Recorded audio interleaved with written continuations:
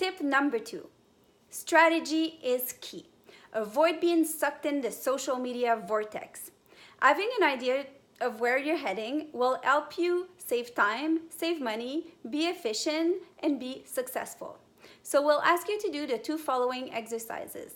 The first one is to identify your target customer. Who are you talking to? You want to make sure that you post content that is relevant to your target audience, content that will also help you attract your ideal customers.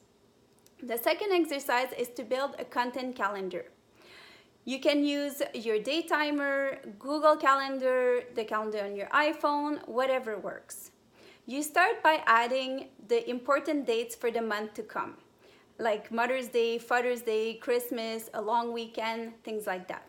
The next step is to add the dates that are key to your business.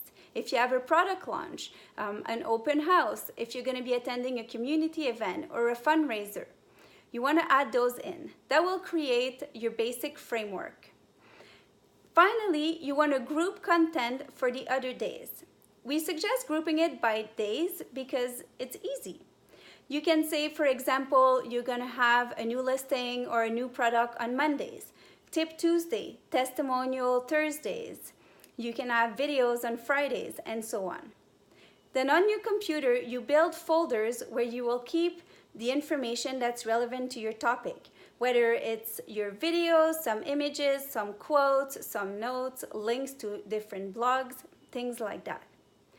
By being organized and having a good content calendar and a strategy, you'll be able to schedule your content in advance. That will allow you to always look your best and to take vacations once in a while. So go ahead, download our template here online, and to become a ninja at this, you want to sign up for a social media master series, and your next step, scroll down below.